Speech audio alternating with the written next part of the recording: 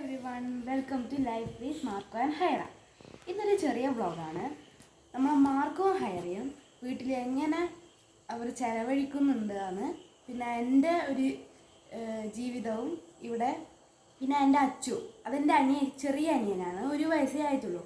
അവൻ്റെയും ഇന്ന് എങ്ങനെയാണ് നിൽക്കുന്നത് എന്നുള്ളൊരു ചെറിയൊരു വ്ളോഗാണ്. അപ്പോൾ എല്ലാവരും കണ്ടിട്ട് വരും.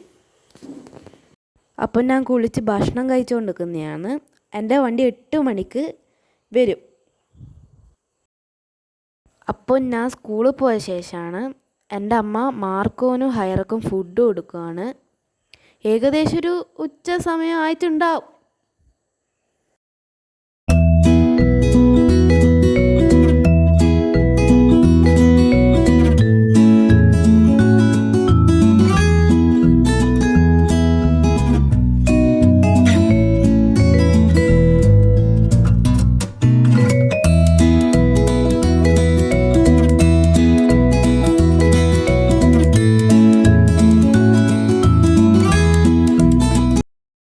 അപ്പോൾ ചില ഡോഗ്സ് എന്ന് വെച്ചാൽ അവർ ഭക്ഷണം കഴിക്കുമ്പോൾ അവരുടെ പാത്രത്തിലാച്ചും കൈയിട്ടാൽ അവർക്ക് ദേഷ്യം പിടിക്കും. അവർക്ക് ഇങ്ങനെ ദേഷ്യവും നമ്മളടുത്ത് ഉണ്ടാവും.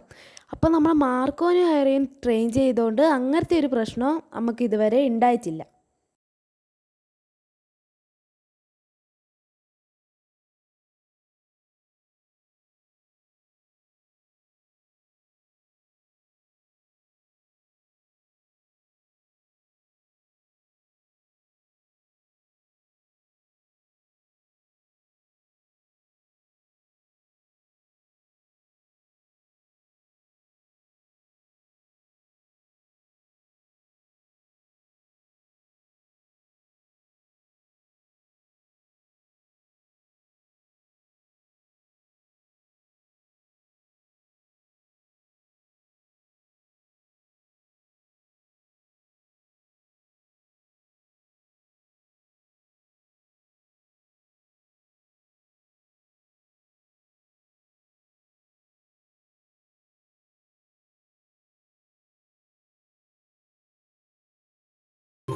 അപ്പോൾ ഞാൻ സ്കൂള് വിട്ട് വന്ന് ഭയങ്കര ആയതുകൊണ്ട് ഞാൻ ഇങ്ങനെ ഇരുന്നു. പക്ഷെ അച്ചുവിനൊരു ക്ഷീണമില്ല. അച്ചു ഭയങ്കര എനർജറ്റിക്കാണ്. എപ്പോഴും തുള്ളിക്കളിക്കുന്നൊരു മൂഡില്ല.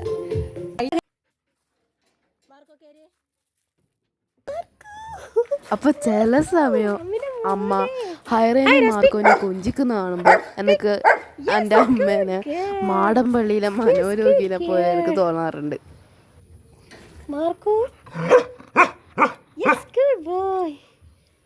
അപ്പോൾ ഞാൻ ട്യൂഷനെല്ലാം റെഡിയായി ഞാൻ പോകാൻ നോക്കുന്നതാണ്. ഡോറിൻ്റെ സൈഡിൽ എൻ്റെ അനിയനുണ്ട്. ആദ്യമൊക്കെ നല്ലോണം കാര്യമായിരുന്നു. പിന്നെ എനിക്ക് നല്ല കുട്ടിയായിട്ട് ചാറ്റിയൊക്കെ തന്നു. എന്നിട്ട് ഞാൻ അങ്ങ് ട്യൂഷനിൽ പോയി.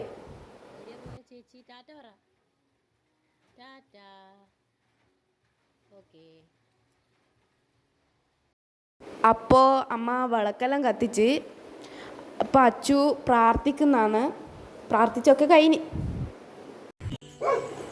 അപ്പോൾ നമ്മുടെ വീട്ടിൻ്റെ മുമ്പിൽ ഒരാൾ പോയായിരുന്നു. അപ്പോൾ ഹൈറക്കൊരു ചെറിയ സൗണ്ട് കേട്ടാൽ മതി, അപ്പുറത്തേക്ക് അയാളെ മുമ്പിൽ കൂടെ ഇങ്ങനെ കുറച്ച് പോവും. ഭാഗ്യത്തിന് ഗേറ്റ് പൂട്ടിയിട്ടുണ്ട്, അതുകൊണ്ട് പോയിട്ടില്ല. ശിവനെ കൂട്ടാൻ പോവാ.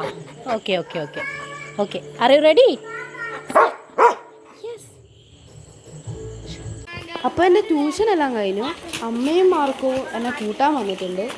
അപ്പോൾ മാർക്കോ എൻ്റെ അമ്മേൻ്റെ മുമ്പിലാണ് ഇരുന്നത്. അപ്പോൾ എൻ്റെ വീട്ടിലേക്ക് പോകുന്ന വഴിയാണിത്. എല്ലാവർക്കും അണ്ടലൂർ കാവ് ഏത് കാവാന്ന് അറിയാമെന്ന് വിചാരിക്കുന്നു. ഇതാണ് എൻ്റെ പ്രിയപ്പെട്ട അണ്ടലൂർ കാവ്.